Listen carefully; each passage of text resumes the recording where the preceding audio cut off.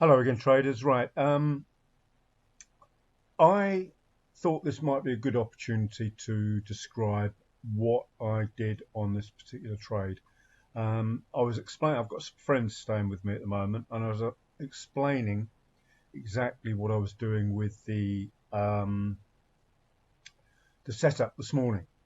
And basically, it all starts here. Start from the start. This was what actually made me decide to make this video, because it's really important. And in fact, this is on the wrong chart, I think. Apologies, I've switched the template to a new different machine rather, and it doesn't look quite right. Apologies. Let me have a look at UJ, because I was looking at all three, and EJ. I think no, it goes back. It was GJ. I must have put that box on M1, I guess. Let me have a look. Apologies. And scroll off. You're probably saying, why don't you start it again? But I haven't got that time to mess about. Yeah, there it is on M1. Notice, so I do this every trade myself. Look left, the famous words, as it were, or the infamous words, to see what to wait for when you're on the right. So as I'm watching all this and making all these different plans on my charts and drawing the lines on there, because I do this every trade, which highlights 2Bs and supply and demand, and I'm watching this here and watching this here, and there's nothing. This area is what I want to reappear here. Now you could say, right, well, why not there or why not there? And this was why I thought it would probably be a good idea to make the video, because that looks like that, but this was too early in the day. Spreads were crazy and all that lot. This is starting to look like this, but everything else doesn't. So I've mentioned this before in my charts. This is why I love indicators so much. And you know, you might say you've got so much stuff on your charts, I don't understand any of it. But this occurred to me as well. I'm just repeating what I said to the people I was showing this to this morning, because it's amazing what you forget when you just go through charts yourself, which is why really I think doing live one-to-ones and live screen shares, or whatever you want to call it, streaming, that's the word, is probably advisable. But I've got to do a lot of thinking before I do that. It'll have to be at the weekends because it won't encroach. I get bored at the weekends. We can do it on different. We can do all these plans on charts on cryptos because they're moving around, and we can look at the other charts that aren't moving around. But this is so important because that looks like that, and that, and that. And why didn't I sort of consider entering trades? Well, because when you move to the 5-minute time frame, which is where I got confused just now, everything, let's scroll back on, everything looks different here.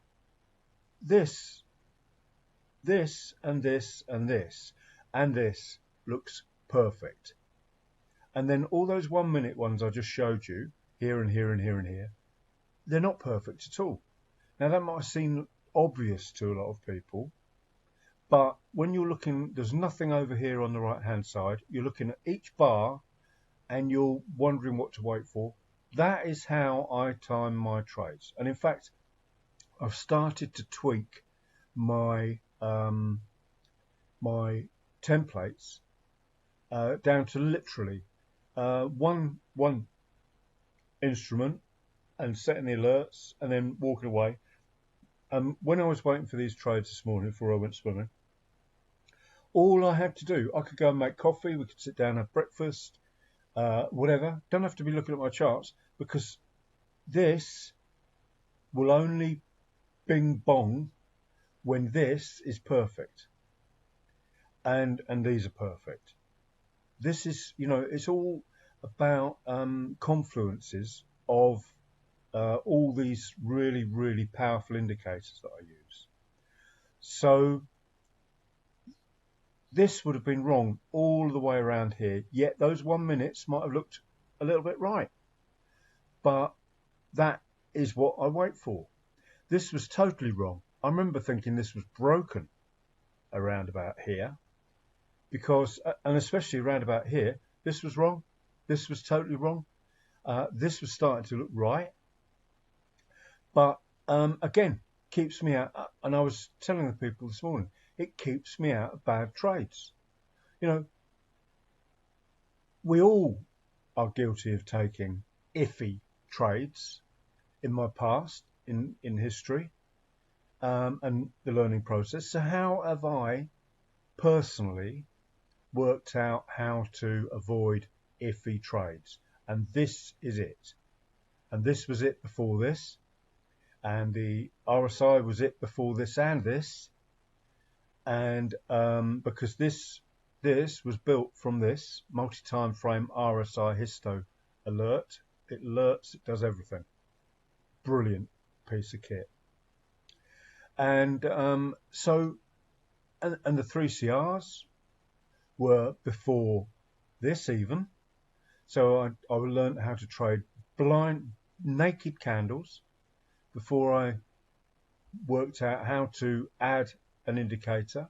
And then I only wanted to be entering trades when the slope, when there is a true breakout of an area. That's what the TMA is for. So momentum, slope, and a momentum. Then the Robinhood fantastic multi-purpose indicator. Love these blue and red dots because they are multi-time frame HAs. But if I start at where I started, when we open a chart and I sit there, I think, what do I want to trade? I could work it out by single candles, the recent candles indicator, or I can just look at this, and this. I cannot possibly consider going short into all that. And another reason I made this video is because if I was considering shorts here, I've got to get through all these candlestick lows. I'm trading against all the different indicators I've got. I'm trading against all of this, and then, you know, all of the knowledge I've got about, you know, support and resistance, supply and demand, and all that lot. And I drew this great big line on here because that is on the H1 line charts. And the reason that's on there is because I wanted to know exactly when I've broken through an H1 level of support, resistance in this case, or supply, with potential lower time frames. So there's nothing else between that level and that level. Okay, so this is fresh air. This is potential profit area for a scalper. So you know, I could draw umpteen trend lines and all sorts. I could draw old stuff, and that then forces me to look left to see what I want to see on the right. And in this instance, I want to see this area because there's no sort of reference area. This is the 2B. This is what I do with you know, H1. I'm looking at this area here, and let's have a look at the candles again. This is all yesterday, so I'm looking because it's only in the UK. It's 4 o'clock in the morning. It'll show 6 on my charts, I imagine. Have a look. Yeah, 6 on the charts, 2 ahead.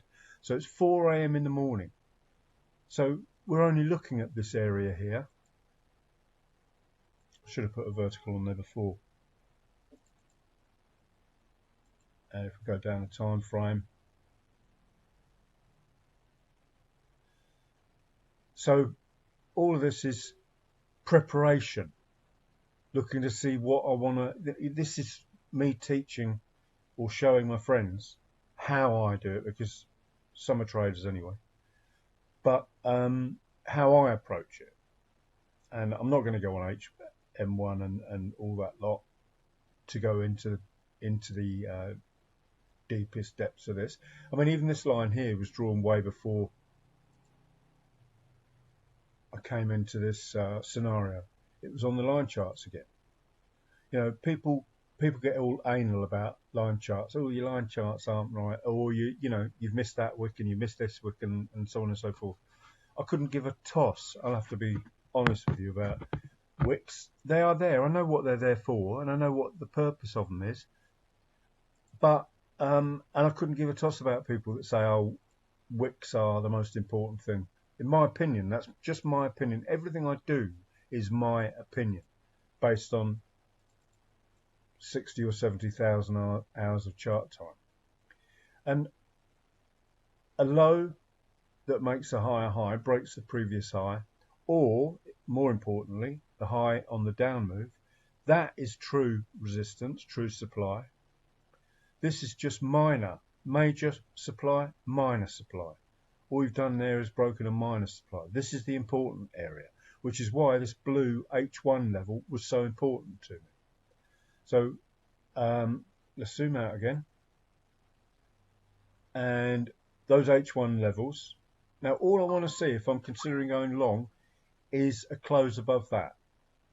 In the old days, I used to look for an H1 close because my old mentor said that I should. But after studying charts for another 20 years plus now, I've noticed that a significant time frame close, depending on timing again, say for example an M15 closes or an M5 at 5 past the hour, and then a pullback and a continuation, an M15 at 15 minutes past the hour. So H1 has closed around here or whatever. We're not talking about this H1, we're talking about the recent H1. And then it's pulled back, and then M15 has closed above this really, really significant level of resistance on the left-hand side. Then I'm looking for a significant close above that level. And that would have been a significant close above this blue level. And look what happens. It absolutely flies. Other thing to mention here, we talked about this morning, daily open line. We came back and, oh, sorry, I apologise, wrong one. I'm getting my time frames confused now. Came back and tested the daily open line. I expected it to possibly pass through the daily open on the pullback that we were watching and come and test this massive area of supply based on H1. But it had tested it, and this wasn't drawn on that level. I'm looking at this green candle here, this little green candle here. It was drawn a couple of days ago even. And when I'm here looking at price, should I consider going long? No, everything's wrong. All of this is wrong. This is liable to, or when I'm here rather, this is liable to act like a magnet to price, the yellow daily open. I've got my trend line drawn on the H1 line charts here, my ascending trend line as well. So when we're here, where's it likely to possibly come back to? Around here. This is all of my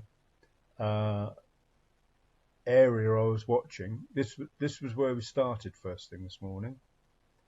And, you know, all of this was potential for a pullback, knowing that we were expecting a pullback.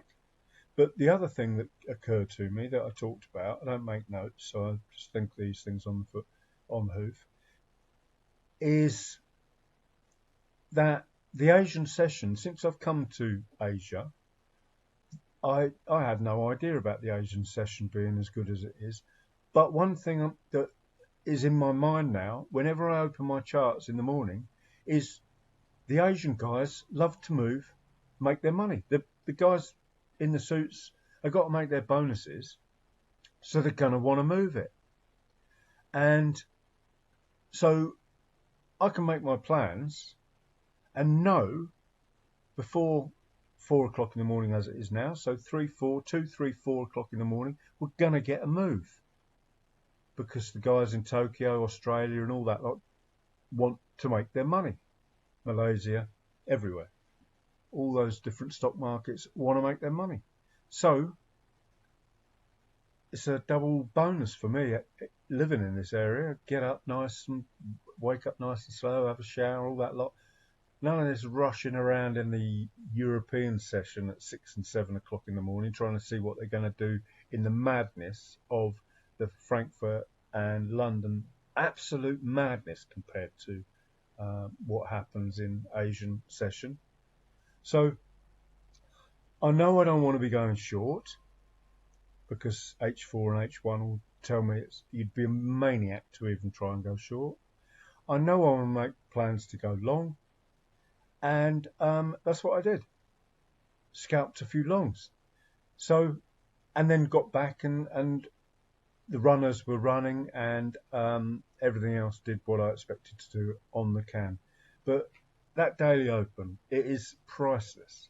That H1 line chart is priceless. That H1 ascending trend line, in my opinion, for me, they're all priceless.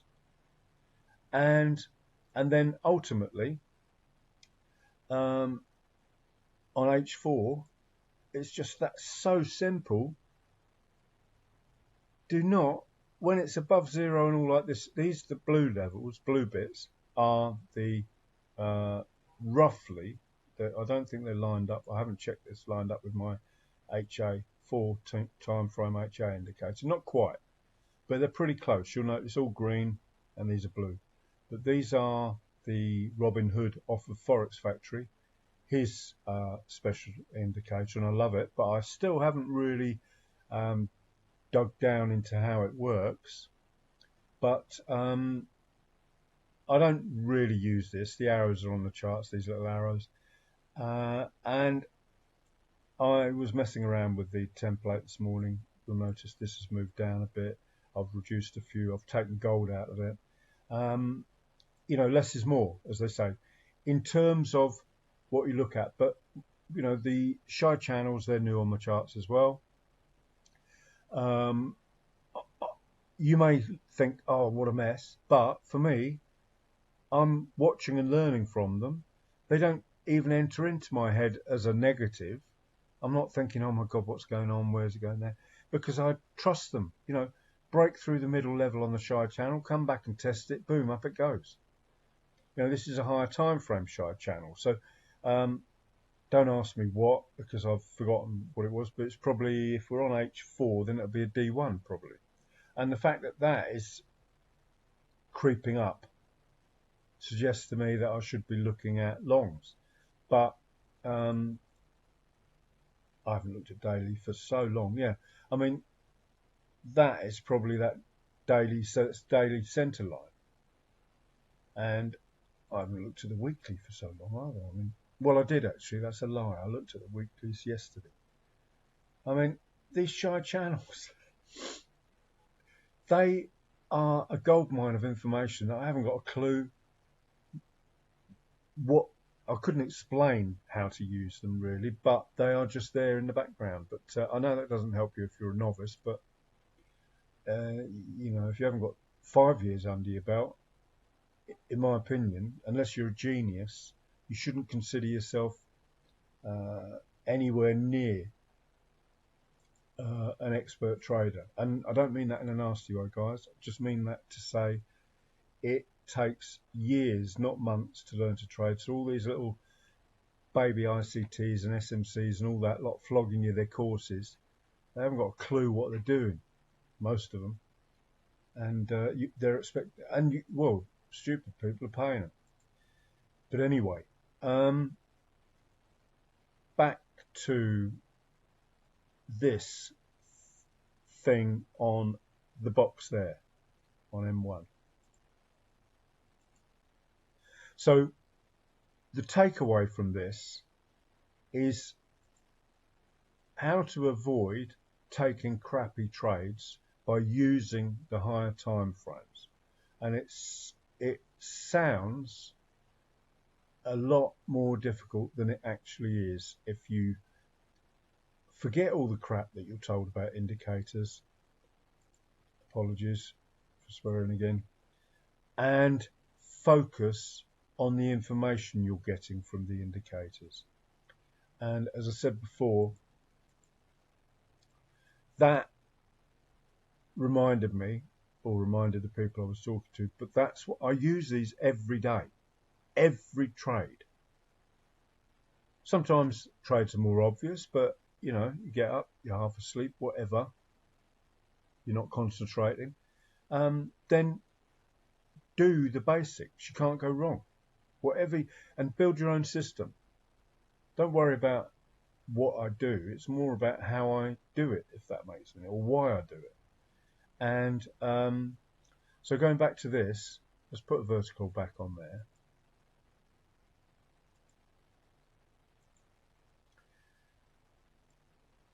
As I said before, this looks good and this looks good, but why didn't I take it? This one actually, obviously, you can see that in hindsight, is really, really good. But when you're here, you can't see any of this.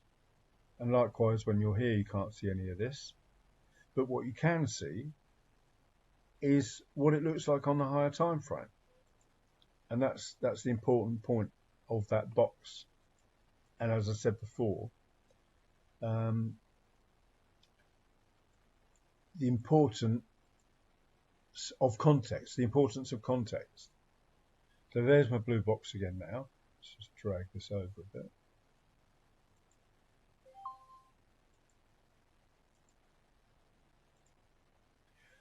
That's my blue box, excuse me. That's the perfect trade. Loads of pips in that move there. And then I want to make sure that happens over here.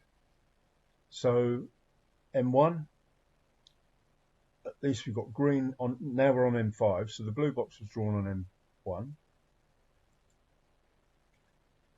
Now we are on, apologies I'm jumping about a bit there. Now we're on M5 and there's nothing really to see there, but again, absolutely, at least we've got blue dots here. This is horrid. And then all the stuff on the chart tells me it's horrid.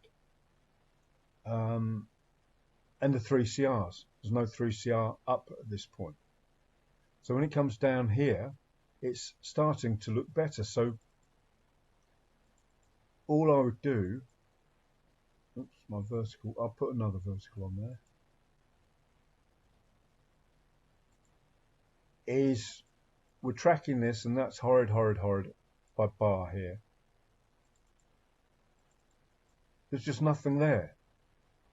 We're not above any, you know, there's no 2B, there's no 1, 2, 3 higher low. Hope that all makes sense. This is what all these descending trend lines are for.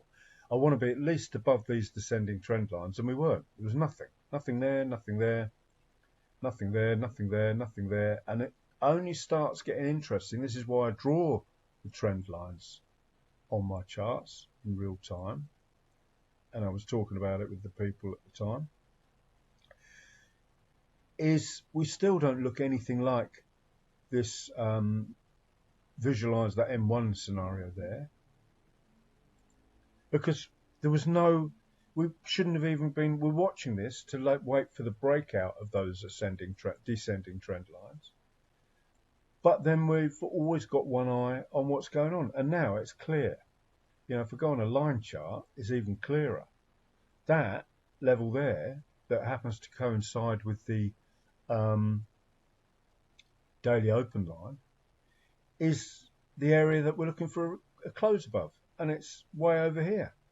So that is the point I was trying to make, and the point I would have made to the people I was showing this morning, is that this area here, all we can do if we take a trade, consider it valuable enough, is watch all this.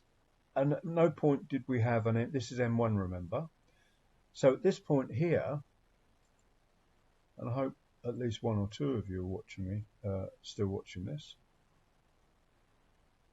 This point here was, you can see that there is some power to the buyers. and it even tested that daily. I just can't get over the power of those daily open lines. You can see it here. This on its own is probably one of the most important parts of this video, because if we're coming down here, you've got the daily open line below you.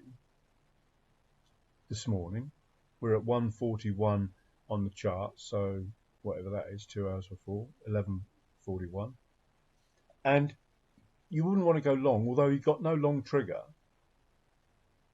You wouldn't want to go long anywhere here because you've got the daily open below you, so that's another priceless reason of having the daily open as a scalper. Then it breaks through it, and all this is wrong on M1, remember, and then it comes back and tests it here. There'll be, no doubt there'll be wick tests and whatnot. How, excuse me, wick test, wick test, wick test. It's closed through it. What does that tell us? You're not interested in this here, because remember, this is telling us stay out. You're not interested in any of this here because it's coming up to test it and it hasn't closed above it. This starts to get interesting now. And this isn't Harry hindsight glasses. We're reading these bar by bar. We can see from this there's no real angle. That's why we use the bust, pull back, break and close. But all of this, there's nothing there and nothing there. And then it starts to get interesting. Bust, pull back, break and close above the bust. And look what happens. Off it goes. And, you know, you can flick between time frames and look for the perfect entries as well. So there's as I've said many times on Twitter, you can write a book about how to trade this stuff and how to become an expert and whatnot. And I need to keep reminding people of this also, is that it's no good. Well, you could try, because in hindsight now, you could try and learn to trade the daily open line on its own. But there again, if you didn't understand supply and demand and tests and retests and all that lot, it probably wouldn't be much value to you. And then you could try and trade this SS support and resistance indicator on its own. But then how would you know what's going to happen here if you didn't have the daily open line there? Or you didn't understand the power of 2B reversal supply and demand? Or if you didn't understand the power of supply acting as demand and the buyers having to break the sellers. Broke the sellers, up it goes. How could you trade with absolute confidence if you didn't understand the power of open and closes of candles? Or if you don't understand the power or weakness of wicks? Or if you didn't understand Fibonacci pullbacks and the power of 50% pullback? Or you didn't understand hammers and all the, you know, inverse hammers and shooting stars and all that lot, and outside bars, inside bars, all of it is subconscious knowledge. So that can't be learned in 3 months. So sorry, I've digressed, and I hope a few of you have gathered some information from here. I mean, I could go on for hours, but you know, this is a passion, and that daily open line is probably the most exciting thing I've put back on my charts for years. And then, you know, the other things, pivots. I mean, this pound yen went up to put it on the 15-minute. You can try and trade these things in isolation, but the power of understanding R1 daily pivot, where did that price go to when it broke out? I know this chart is an absolute mess now, but when you're down here wondering where this might go, and you've done all this, well, we were down here this morning, weren't we? And wondering where it might go. Hey presto, daily pivot. So, and if you'd entered, say, for example, around here based on M4 or M5 or M2 or M1 or whatever, and your stop had been below the low, which is your natural place to put the stop because of 2B reversals, then this mess wouldn't have shaken you out of the trade, and your target was around here. So let's say we had a go at this point here, stop here, and that would have been about 30, 40 pips, give or take, for a, well, let's the bottom of there, 2 to 1 RRR, whatever. So all the sums add up correctly. But as I say, guys, hopefully this has been of some value to some of you.